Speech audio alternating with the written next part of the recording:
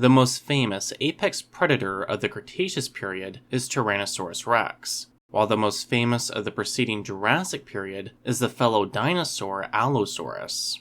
However, during the Triassic period, dinosaurs were not the top predators, with the role instead held by more distant relations. The most famous large predator of this time was Postosuchus, in part due to its appearance in BBC's Walking with Dinosaurs. Though not a dinosaur, its appearance was similar to them, perhaps closer to the outdated image many people have of theropod dinosaurs than the real theropods were. Postosuchus instead belonged to rauisuchidae, whose other members were also large predators. As Postosuchus is known for much more complete remains than most other rauisuchids, it is key to understanding the rest of the clade. The sister clade of rauisuchidae is Crocodiliomorpha. While Crocodiliomorpha was not very diverse during the Triassic period, it included the ancestors of Crocodilians. Though most Triassic crocodiliomorphs were small, the most basal species were very similar to the rauisuchids. Therefore, Postosuchus is not only one of the best examples of the predators that ruled before the dinosaurs rose to prominence, but it also offers a glimpse into what the ancestors of some of today's large predators were like. Postosuchus itself consisted of at least two species. The type species, Postosuchus kirkpatricki, is found in the southwestern United States, specifically the Dockham Group and the Chinle Formation.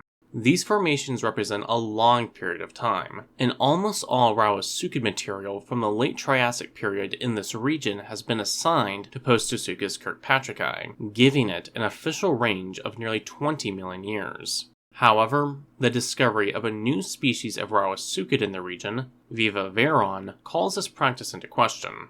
A second species of Postosuchus, Postosuchus allisoni, is found in the eastern United States. Though small compared to some of the later theropod dinosaurs, Postosuchus was the Triassic equivalent of Tyrannosaurus rex.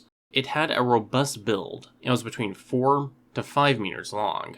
Postosuchus kirkpatricki fossils found in the Pleistarius quarry site are larger than those found elsewhere, and are a few million years older. However, beyond this, there are simply not enough differences to justify classifying this larger morph as a separate species. Even the smaller morph of Postosuchus kirkpatricki would have matched or outclassed almost any predator alive today, and when it was alive, very few animals would have been safe from its fearsome jaws. The only contemporary predators large enough to rival Postosuchus were the semi-aquatic phytosaurs. Postosuchus's massive, deep skull was filled with numerous openings, which made space for large jaw muscles, giving Postosuchus a powerful bite. While all of Postosuchus's teeth were recurved and serrated, they were heterodont, differing in size and shape from each other, with 4 total variants.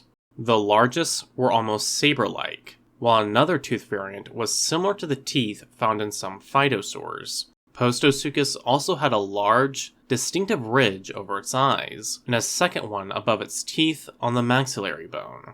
There has been debate about whether Postosuchus walked on 2 legs or 4. While usually portrayed as a quadruped in early reconstructions, including Walking with Dinosaurs, more recent research supports a bipedal Postosuchus. Its hind limbs were nearly twice the length of the forelimbs, proportions similar to those of theropods, who were obligate bipeds. However, the proportions of younger individuals seems to have been different, with arms closer to the length of the hind limbs. Therefore, Postosuchus may have hatched as quadrupeds and became more dedicated bipeds as they grew. This may be why Postosuchus's pectoral girdle and forelimbs were so robust, as they were vestiges of the juvenile state. However, these bones were also robust in theropod dinosaurs. Like them, Postosuchus may have used its arms to hold onto its prey.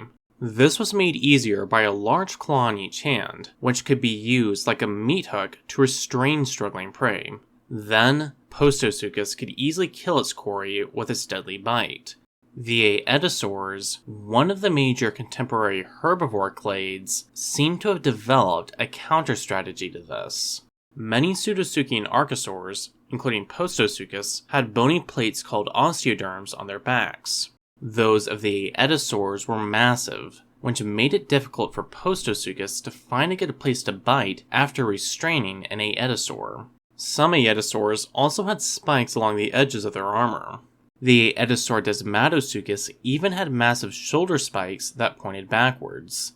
An attacking Postosuchus wouldn't merely struggle to find a vulnerable place to bite Desmatosuchus, it risked being lethally impaled during the attempt. Still, aedosaurs were not entirely safe from Postosuchus. An aedosaur fossil was among the gut contents found in a Postosuchus alisone specimen. Other gut contents included the remains of a large dicynodont, a more mammal-like cynodont, and what might have been an amphibious tesnospondyle. In Walking with Dinosaurs, Postosuchus was portrayed as a primitive reptile outcompeted by the more advanced dinosaurs. While this was once thought to actually be the case, more recent research has found the truth to be very different. Though the dinosaurs did see increased diversity as the Triassic period progressed, predatory dinosaurs remained small until after the Triassic period. Instead, the boundary between the Triassic and Jurassic periods was marked by a mass extinction, likely caused by volcanic activity which wiped out many clades, including the rauisuchids. Rather than outcompeting relics, the theropod dinosaurs merely took advantage of the extinction of the incumbent large carnivores, much as mammals would later do to them. Even though Postosuchus itself was likely already extinct before the end of the Triassic period, this shows it was part of a very successful lineage of large carnivores rather than just an obsolete forerunner of the later dinosaurs. While neither Postosuchus nor any other rauisuchid had descendants that made it into the Jurassic period, their closest relatives did. And some of those persist today through the Crocodilians. Thank you for watching. I hope you learned something interesting. Have a great day, and if you enjoyed the video, please remember to hit the like button.